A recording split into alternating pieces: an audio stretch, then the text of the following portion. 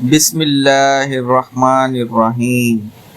السلام علیکم ناظرین، لاکھوں درود و سلام آقا سرکار دو عالم حضرت محمد صلی اللہ علیہ وآلہ وسلم پر۔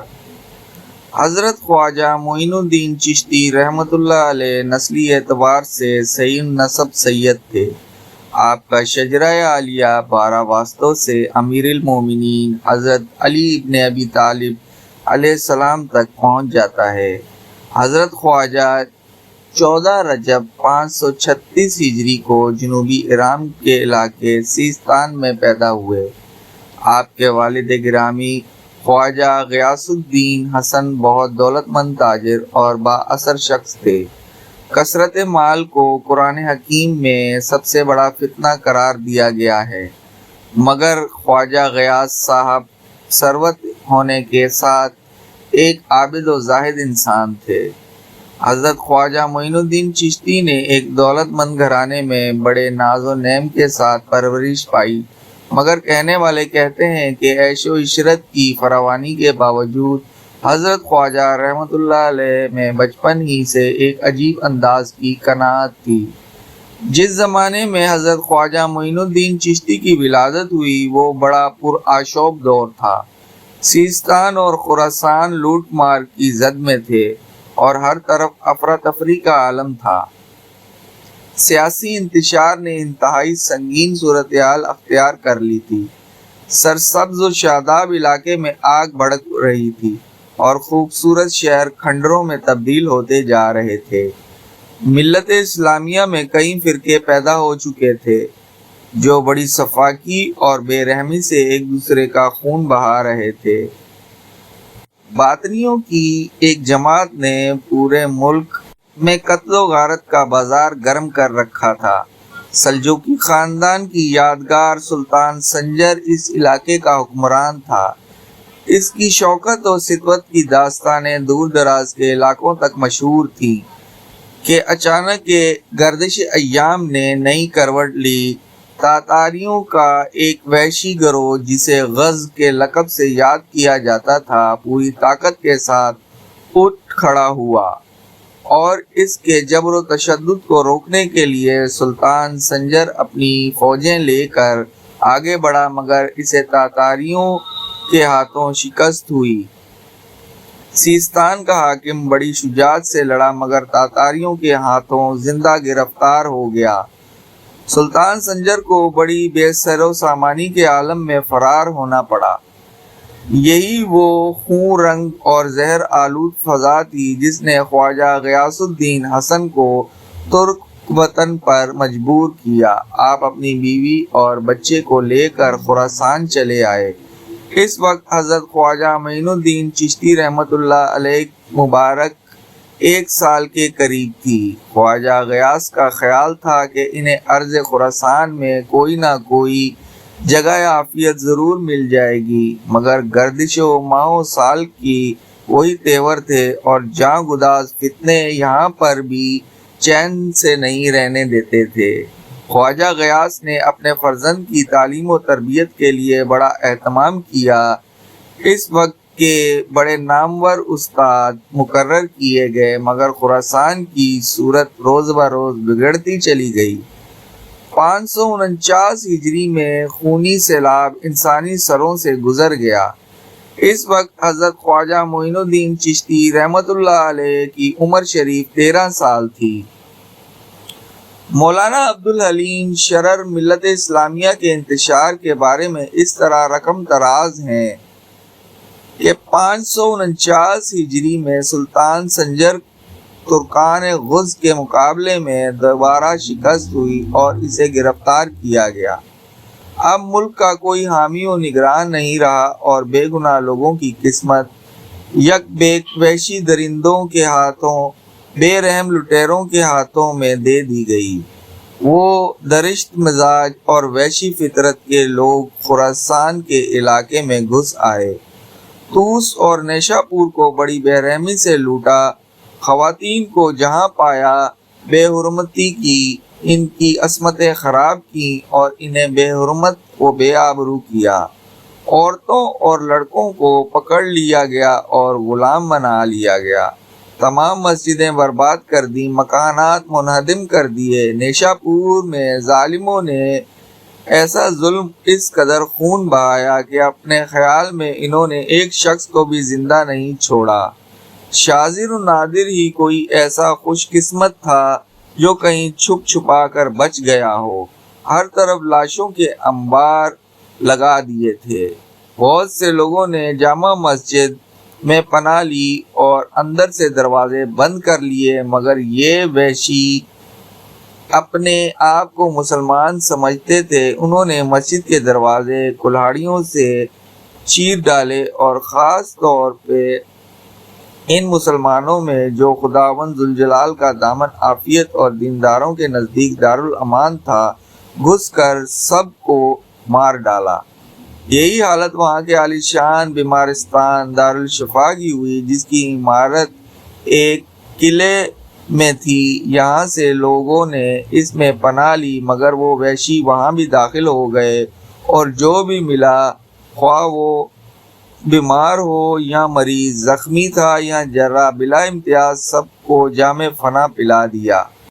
ایک اور مقام پر مولانا عبدالحلیم شرر ان وحشیوں کی فتنہ انگیزی کے بارے میں اس طرح تحریر کرتے ہیں: نیشا پور کے مظلوموں اور جام شہادت پینے والوں میں سپاہی اور عوام نہ تھے، بلکہ بڑے بڑے علماء، فضلاء، اولیاء، ابرار، اختیار اور احرار بھی تھے۔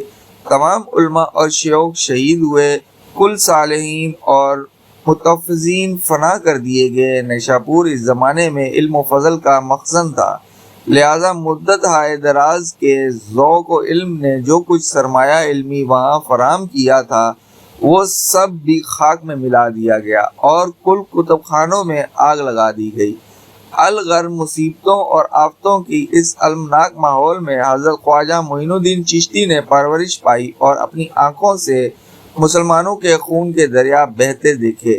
کبھی کبھی آپ نہایت رقت آمیز لہجے میں اپنے والد گرامی سے سوال کرتے: بابا محترم، خون مسلم کی یہ ارزنی کب تک رہے گی؟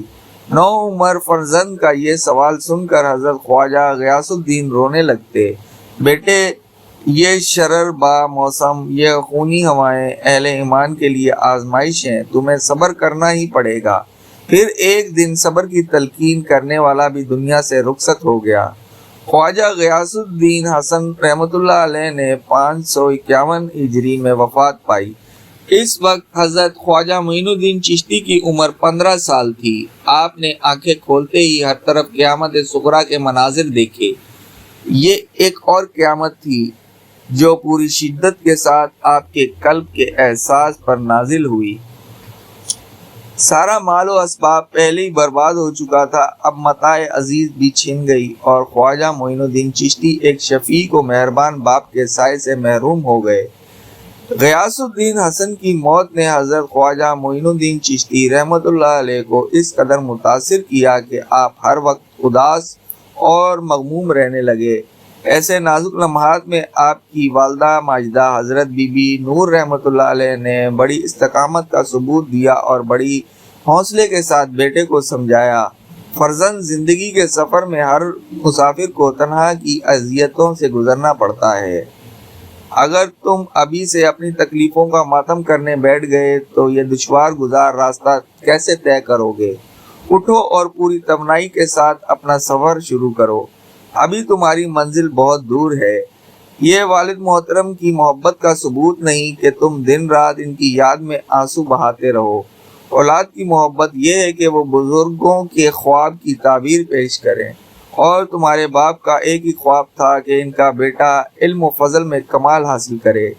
مادر گرامی کی تسلیوں سے حضرت خواجہ معین الدین چشتی کی طبیعت سنبھل گئی اور آپ ذوق و شوق کے ساتھ علم حاصل کرنے لگے، مگر سکون و فراغت کی یہ مہلت بھی زیادہ طویل نہ تھی۔ مشکل سے 1 سال گزرا ہوگا کہ حضرت بی بی نور رحمۃ اللہ علیہ بھی اپنی خالق حقیقی سے جا ملی، تنہائی کی داستان مکمل ہو گئی۔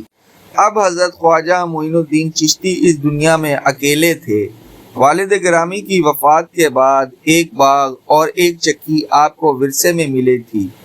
والدہ محترمہ کی زندگی میں آپ حصول رزق کی کشمکش سے آزاد تھے، مگر جب مادر مہربان بھی دنیا سے رخصت ہو گئیں تو معیشت کا سارا بوجھ آپ کے کاندھوں پر آن پڑا۔ حضرت خواجہ معین الدین چشتی نے باغبانی کو اپنا ذریعہ معاش بنایا۔ سارے کام آپ خود ہی انجام دیتے، درختوں کو پانی دیتے، زمین کو ہموار کرتے، پودوں کی کاٹ چھانٹ عمل میں لاتے، کھاد وغیرہ کا بندوبست کرتے اور منڈیوں میں جا کر خود ہی انوں کو فروخت کرتے۔ اس کاروباری کشمکش میں آپ کا تعلیمی سلسلہ منقطع ہو گیا۔ حضرت خواجہ معین الدین چشتی کو اس کا بڑا قلق تھا، لیکن یہ ایک ایسی فطری مجبوری تھی کہ جس کا بظاہر کوئی علاج بھی ممکن نہیں تھا۔ آپ اکثر اوقات اپنی اس محرومی پر غور کرتے اور جب کوئی حل نظر نہ آتا تو شدید مایوسی کے عالم میں آسمان کی طرف دیکھتے اور رونے لگتے۔ یہ خدا کے حضور بندے کی ایک خاموش دعا تھی۔ ایک دن حضرت خواجہ معین الدین چشتی اپنے باغ کے درختوں کو پانی دے رہے تھے کہ ادھر سے ایک مشہور بزرگ حضرت ابراہیم قندوزی رحمۃ اللہ علیہ کا گزر ہوا۔ حضرت خواجہ رحمۃ اللہ علیہ نے بزرگ کو دیکھا، دوڑتے ہوئے آگے گئے اور حضرت ابراہیم قندوزی کے ہاتھوں کو بوسہ دینے لگے۔ بزرگ ایک لڑکے کے اس جوش عقیدت سے بہت خوش ہوئے۔ انہوں نے حضرت خواجہ رحمۃ اللہ علیہ کے ہاتھ پہ ہاتھ رکھا، دعائیں دیں اور آگے جانے لگے، لیکن آپ نے حضرت ابراہیم قندوزی رحمۃ اللہ علیہ کا دامن تھام لیا اور عرض کیا۔ بزرگ نے پلٹ کر پوچھا، اب کیا چاہتا ہے؟ حضرت خواجہ رحمۃ اللہ علیہ نے بڑے ادب سے عرض کیا، یہ ایک التجا ہے کہ آپ چند لمحوں کے لیے میرے اس باغ میں قیام فرما لیں، کون جانے پھر یہ نیک ساتھ لوٹ آتی ہے یا نہیں۔ حضرت خواجہ کا لہجہ اس قدر عقیدت مندانہ تھا کہ حضرت ابراہیم قندوزی رحمۃ اللہ علیہ انکار نہ کر سکے اور باغ کے اندر چلے آئے۔ حضرت خواجہ رحمۃ اللہ علیہ نے بزرگ کو نہایت احترام سے بٹھایا اور پھر اجازت لے کر وہاں ایک گوشے میں چلے گئے۔ تھوڑی دیر بعد واپس آئے تو آپ کے ہاتھوں میں انگوروں سے بھرا ایک دو طباق تھے۔ حضرت خواجہ نے عاجزی کے ساتھ انگور کے وہ تازہ خوشے حضرت ابراہیم قندوزی کے سامنے رکھ دیے اور خود دست بدستہ کھڑے ہو گئے۔ خادم کے پاس آپ کی تواضع کے لیے بس یہی کچھ تھا۔ اگر اسے قبول فرما لیں گے تو اپنی خوش قسمتی پر فخر کروں گا۔ حضرت خواجہ رحمۃ اللہ علیہ نے اس نو عمری میں سعادت مندی کا وہ مظاہرہ کیا تھا کہ حضرت ابراہیم قندوزی بھی حیران تھے۔ بزرگ نے ایک بار پھر حضرت خواجہ رحمۃ اللہ علیہ کو محبت آمیز نظر سے دیکھا اور آپ کی دلجوئی کے لیے ایک دانے انگور اٹھا کر منہ میں رکھ لیا۔ حضرت ابراہیم قندوزی کے اس عمل سے حضرت خواجہ رحمۃ اللہ علیہ کے چہرے پر ایک خوشی کا رنگ ابھر آیا جو کسی نعمت عظیم کے حاصل ہونے پر نمایاں ہوتا ہے۔ بزرگ نے آپ رحمۃ اللہ علیہ کی کیفیت کا بھی جائزہ لیا، پھر فرمایا، معین الدین بیٹھ جاؤ۔ حضرت خواجہ دوزانو ہو کر بیٹھ گئے۔ حضرت ابراہیم قندوزی نے بڑے والہانہ انداز میں مخاطب کرتے ہوئے کہا، فرزند، تم نے ایک فقیر کی خوب مہمان نوازی کی ہے۔ بزرگ کے الفاظ سن کر حضرت خواجہ معین الدین چشتی نے ادب سے سر جھکا لیا۔ یہ سر سبز و شاداب درخت، یہ لذیذ پھل، یہ ملکیت، یہ جائیداد، سب کچھ فنا ہو جانے والا ہے۔ حضرت ابراہیم قندوزی رحمۃ اللہ علیہ باغ کی طرف اشارہ کر کے انتہائی جذب کے عالم میں بول رہے تھے، آج یہاں بہاروں کا دور دورہ ہے، کل اسی مقام پر خزاں کی حکومت ہوگی، یہی گردش روز و شب ہے اور یہی نظام قدرت ہے۔ تیرا یہ باغ بھی وقت کی تیز آندھیوں میں اجڑ جائے گا، پھر خدا تجھے ایک باغ اور عطا کرے گا، ایسا باغ جس کے درخت قیامت تک گرم ہواؤں سے محفوظ رہیں گے۔ ان درختوں کے پھلوں کا ذائقہ ایک بار جو بھی چکھ لے گا وہ دنیا کی کسی نعمت کی طرف آنکھ اٹھا کر بھی نہیں دیکھے گا۔ اتنا کہنے کے بعد حضرت ابراہیم قندوزی رحمۃ اللہ علیہ نے اپنے پیرہن کی جیب میں ہاتھ ڈالا۔ حضرت خواجہ بزرگ کے اس عمل کو بہت غور سے دیکھ رہے تھے۔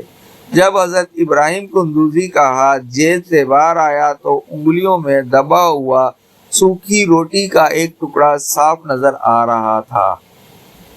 وہ تیری مہمان نوازی تھی، یہ فقیر کی دعوت ہے۔ اتنا کہہ کر حضرت ابراہیم قندوزی رحمۃ اللہ علیہ نے روٹی کا ٹکڑا حضرت معین الدین چشتی کے منہ میں ڈال دیا اور پھر تیزی کے ساتھ باغ سے نکل کر کسی طرف چل دیے۔ روٹی اس قدر خشک تھی کہ اس کا چبانا دشوار تھا، مگر حضرت خواجہ رحمۃ اللہ علیہ نے اسے ایک بزرگ کا تحفہ عظیم سمجھ کر کھا لیا۔ اس ٹکڑے کا حلق سے اترنا تھا کہ حضرت خواجہ معین الدین چشتی کے دل کی دنیا ہی بدل گئی۔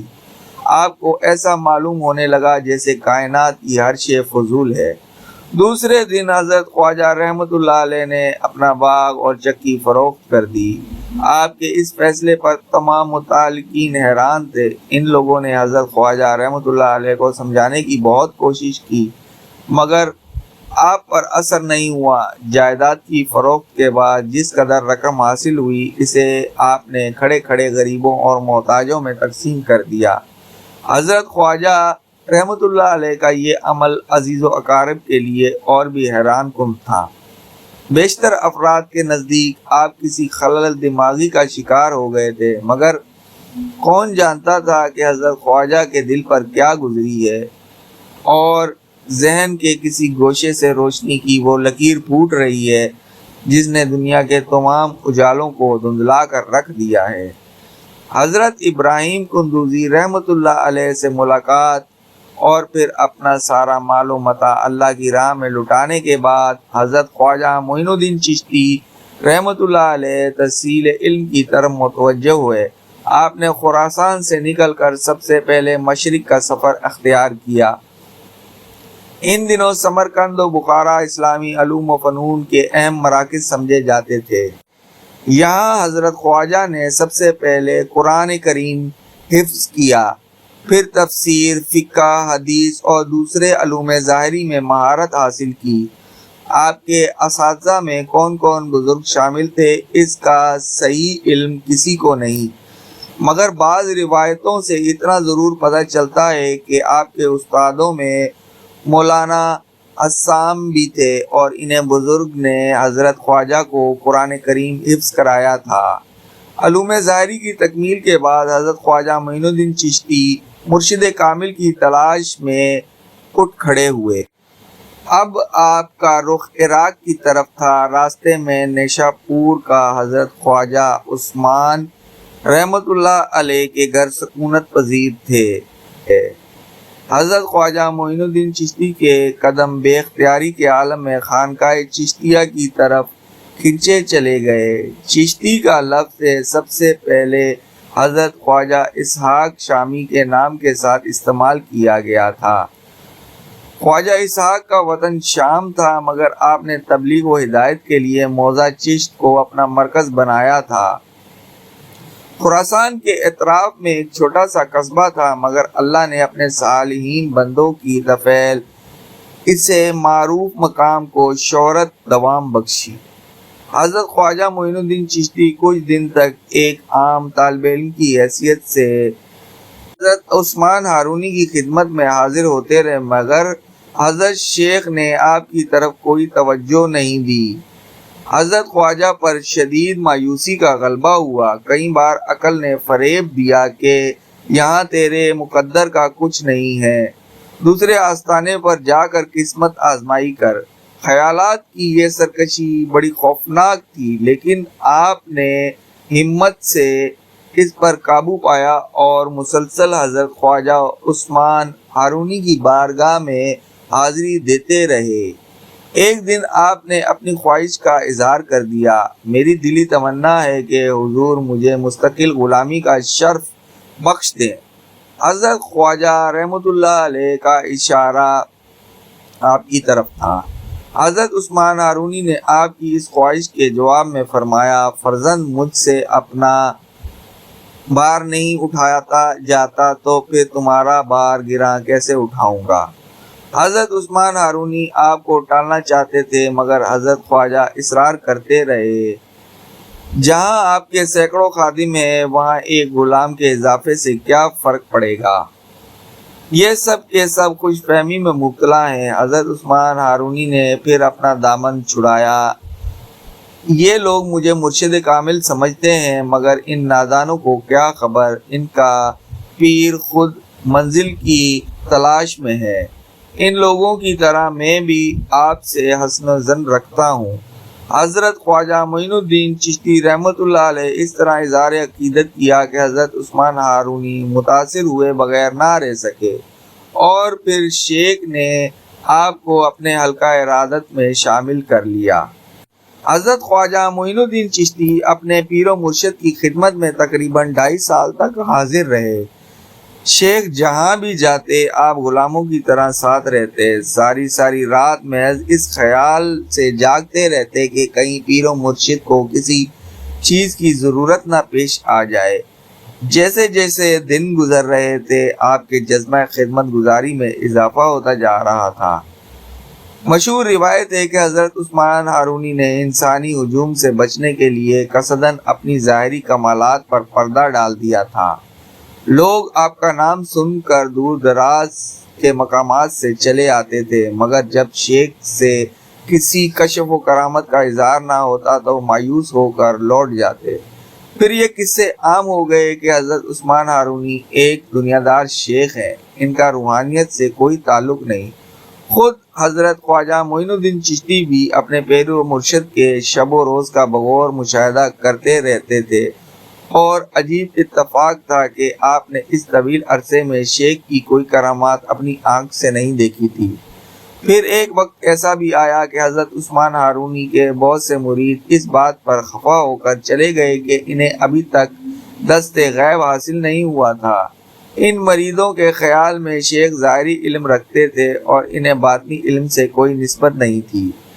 یہ بڑے نازک لمحات تھے۔ کہنے والے حضرت خواجہ معین الدین چشتی رحمۃ اللہ علیہ سے بھی کہا کرتے تھے، کیوں اپنا وقت برباد کر رہے ہو؟ یہاں کچھ نہیں ہے، کوئی اور دروازہ دیکھو۔ حضرت خواجہ معین الدین چشتی بدگمانوں کے اس گروہ کو سخت ترین جواب دیتے اور اسی ذوق و شوق سے خدمت شیخ میں مشغول رہتے۔ ایک بار حضرت عثمان ہارونی نیشا پور سے باہر تشریف لے گئے۔ حضرت خواجہ معین الدین چشتی رحمۃ اللہ علیہ کا معمول تھا کہ آپ ہمہ وقت پیر و مرشد کے ساتھ رہتے۔ اس مرتبہ بھی سفر کے دوران آپ اس طرح شیخ کے پیچھے چل رہے تھے کہ جیسے کوئی غلام اپنے آقا کے ہمراہ ہو۔ حضرت عثمان ہارونی کا تمام سامان خواجہ معین الدین چشتی کے سر پر تھا، اور آپ اس سعادت پر اس قدر نازاں تھے کہ جیسے دولت کونین ہاتھ آ گئی ہو۔ شیخ نے ایک غیر آباد علاقے میں قیام کیا، پھر بڑے عجیب سے لہجے میں حضرت خواجہ رحمۃ اللہ علیہ سے فرمایا، معین الدین، ساری دنیا چلی گئی، اب تم بھی چلے جاؤ۔ اگر ہمارے پاس کچھ ہوتا تو لوگ اس طرح خالی ہاتھ کیوں لوٹ جاتے؟ آپ حضرت عثمان ہارونی کا انداز کلام ہی کچھ اور تھا۔ تم کئی سال سے ناکام و نامراد بھٹک رہے ہو، آخر تم نے کیا پایا؟ شیخ، اب میں کہاں جاؤں گا؟ آپ کے سوا دنیا میں میرا کون ہے؟ یہ کہتے ہوئے خواجہ معین الدین چشتی رو پڑے۔ میں تو ایک کا ہو چکا، اب مجھے دوسرے کے در پر صدا دیتے ہو، شرم آتی ہے۔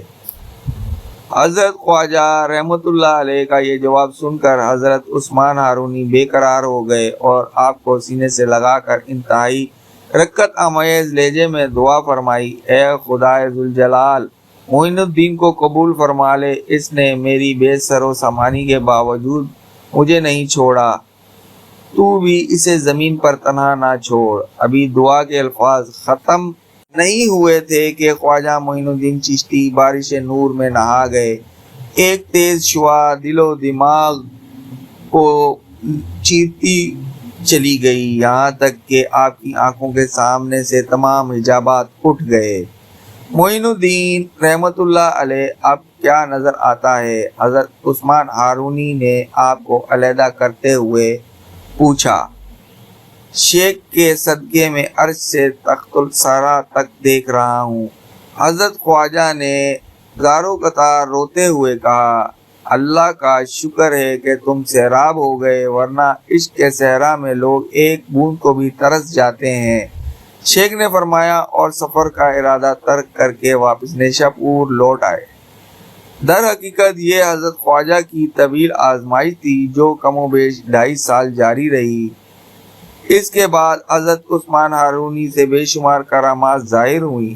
ظاہر پرستوں کا ہجوم دوبارہ لوٹ آیا اور اس سے انسانوں نے شیخ کے دست حق پر بیعت کی۔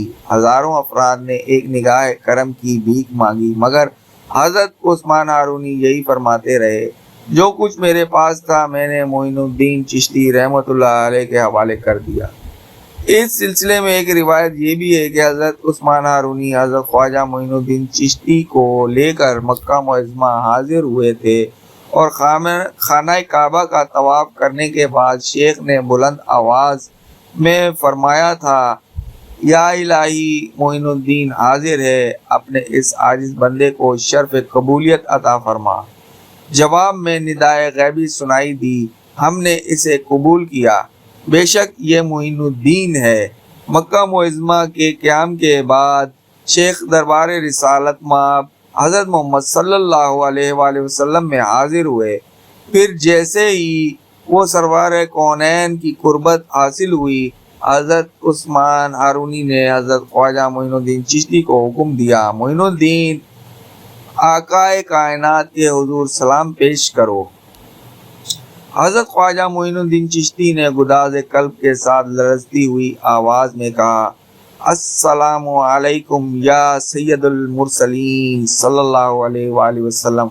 وہاں موجود تمام لوگوں نے سنا۔ روضہ رسول صلی اللہ علیہ وآلہ وسلم سے جواب آیا، وعلیکم السلام یا سلطان الہند۔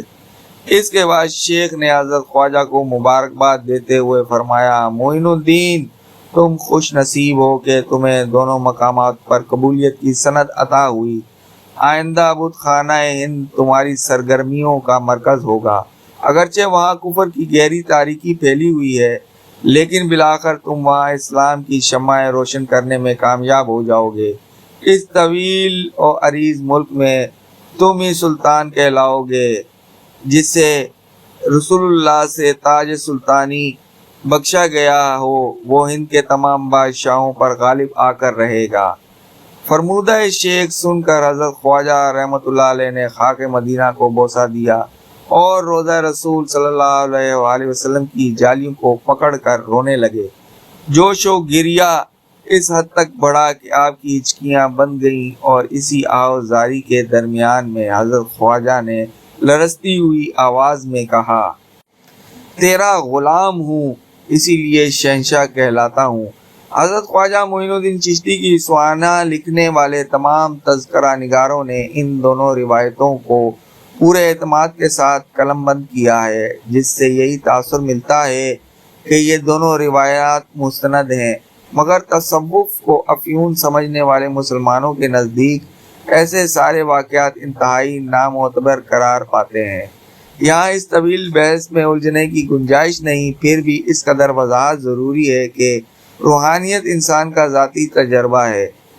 شدید ریاضت کے بعد جب اس پر کائنات کے کچھ اسرار منکشف ہوتے ہیں اور پھر وہ عام لوگوں کے سامنے اپنے مشاہدات بیان کرتا ہے، تو سطحی ذہن اور علم رکھنے والے انسان اس مرد خدا رسیدہ کو ہونکوں کی طرح دیکھنے لگتے ہیں اور اپنی ناتجربہ کاری کی بنیاد پر چیخنے لگتے ہیں کہ وہ شخص فریب نظر کا شکار ہے، اس کا مشاہدہ ناقابل اعتبار ہے۔ یہ بالکل ایسا ہی بات ہے کہ آرٹ کا کوئی پروفیسر محض اپنی بے خبری کے سبب جدید ترین سائنسی ایجادات کو جھٹلا دے اور جب کھلی آنکھ سے ان ایجادات کا مشاہدہ کرے تو حیران رہ جائے۔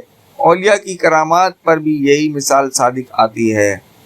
حضور اکرم صلی اللہ علیہ وآلہ وسلم کی ذات اقدس سے وابستہ واقعات کا معاملہ انتہائی نازک اور حساس ہے۔ میں نہیں سمجھتا کہ کوئی بھی مسلمان سرور کونین صلی اللہ علیہ وآلہ وسلم کے حوالے سے کوئی غلط بات منسوب کرے اور پھر حضرت عثمان ہارونی اور حضرت خواجہ معین الدین چشتی تو بہت باخبر اور ذمہ دار مسلمان تھے۔ ہو سکتا ہے کہ بعض جھوٹے اور پیشہ ور صوفی اپنی ناتواں اور کھوکھلی ذات کو بااثر بنانے کے لیے گستاخی اور بے ادبی کی اس منزل تک بھی پہنچ گئے، مگر حضرت خواجہ عثمان ہارونی اور حضرت خواجہ معین الدین کو اللہ نے سب کچھ عطا کر دیا تھا، پھر وہ اپنے آقا کی ذات پاک سے ایسے بات کیوں منسوب کرتے کہ جس کا سرے سے کوئی وجود ہی نہ تھا؟ یہ تو بڑا سنگین جرم ہوتا ہے کہ وہ ذاتی مفاد کے لیے رسالت مآب صلی اللہ علیہ وآلہ وسلم کا نام لے کر اپنے جھوٹ کو سچ ثابت کرنے کی کوشش کرتے۔ جھوٹ تو آخر جھوٹ ہی ہوتا ہے، خواہ مذاق کے طور پر ہی کیوں نہ بولا جائے، اور ایک جھوٹا شخص سب کچھ ہو سکتا ہے، اللہ کا دوست نہیں ہو سکتا۔ البتہ ان روایت کا ایک پہلو بہت زیادہ غور طلب یہ ہے کہ خانہ کعبہ اور روضہ رسول سے بلند آواز میں جواب آنا اور سینکڑوں انسان کا اس آواز کو سننا قدرت خداوندی کے خلاف تو نہیں، مگر اس سے شریعت خداوندی میں خلل پڑتا ہے، رسالت کا احترام بھی متاثر ہوتا ہے۔ دراصل روضہ اطہر سے سلام کا جواب آنا انسانی محسوسات کا خاص عمل ہے۔ حضرت خواجہ معین الدین چشتی بھی تائید غیبی کے باعث احساس کے اسی عمل سے گزرے تھے۔ پھر جب آپ نے کسی موقع پر اپنا یہ مشاہدہ بیان کیا ہوگا تو مریدین نے خوش عقیدگی کے سبب روایتوں میں اتنا اضافہ کر دیا ہوگا کہ روضہ اقدس سے آنے والے جواب حاضرین نے بھی سنا۔ اس کے بعد صدیوں کے سفر میں یہ روایت اتنی معتبر ٹھہری کہ اہل نظر حضرات نے تحقیق کی ضرورت محسوس نہیں کی۔ اس سلسلے میں مجھے بے علم اور ناچیز انسان نے ہمیں انکسار اپنے رائے پیش کر دی ہے، ورنہ اللہ ہی جانتا ہے کہ یہ واقعہ کس طرح پیش آیا۔